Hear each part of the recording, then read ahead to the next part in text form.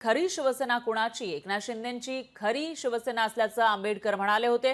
खरी शिवसेना ठाकरेंची की शिंदेची, असं या ठिकाणी प्रकाश आंबेडकर यांनी म्हटलंय। खरी शिवसेना कुणाची याचा फैसला अजूनही कोर्टाने केलेला नाहीये। कोर्ट या प्रकरणी तारखेवर तारीख देत असताना प्रकाश आंबेडकर यांनी शिवसेनेबाबत मोठं वक्तव्य केलं आहे। वंचितचे नेते प्रकाश आंबेडकर ज्यांनी मुख्य म्हणजे वर्षभरापूर्वी मागच्या वर्षी ठाकरेंच्या शिवसेनेसोबत युती केलेली होती, तेच प्रकाश आंबेडकर आता ठाकरेंच्या शिवसेनेविषयी हे अपशब्द वापरताना दिसून येत आहेत। खरी शिवसेना कोणाची असा त्यांनी सवाल विचारला आणि शिंदेंची असंही म्हटलेलं आहे। खरी शिवसेना ही एकनाथ शिंदेंची असल्याचं मत प्रकाश आंबेडकर यांनी व्यक्त केलंय। लोकसभा निवडणुकीमध्ये विजयाचा स्ट्राईक रेट उद्धव ठाकरेंपेक्षा एकनाथ शिंदेंच्या शिवसेनेचा चांगला होता, असंही प्रकाश आंबेडकर म्हणाले।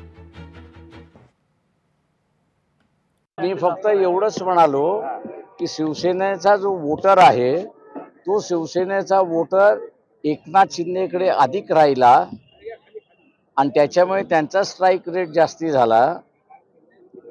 उद्धव ठाकरे यांच्याकडे सेनेचा वोटर कमी राहिला, पण काँग्रेसचा जो मतदार आहे तो मतदार गेल्यामुळे त्यांचे उमेदवार निवडून आलेत, असं मी त्या ठिकाणी म्हणालो।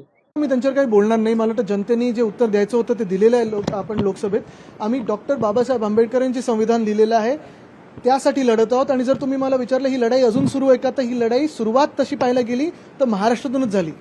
जी वज्रमुठ होती संविधान रक्षणाची सभा ज्या होत्या महाविकास आघाडीने सुरू केल्या होत्या 2022 साली, जेव्हा आमचं सरकार पाडलं गेलं गद्दारींनी, आणि जेव्हा गद्दारींनी पाडलं गेलं त्याच गद्दारांनी संविधानाला बाजूला ठेवून डॉक्टर बाबासाहेब आंबेडकरांचा अपमान करून, महामानव डॉक्टर बाबासाहेब आंबेडकरांचा अपमान करून त्यांचं सरकार बसवलेलं आहे। आमची लढाई ही डॉक्टर बाबासाहेब आंबेडकरांच्या संविधानासाठी आहे। लोकशाही मराठी ऐका, पहा, जागरूक रहा।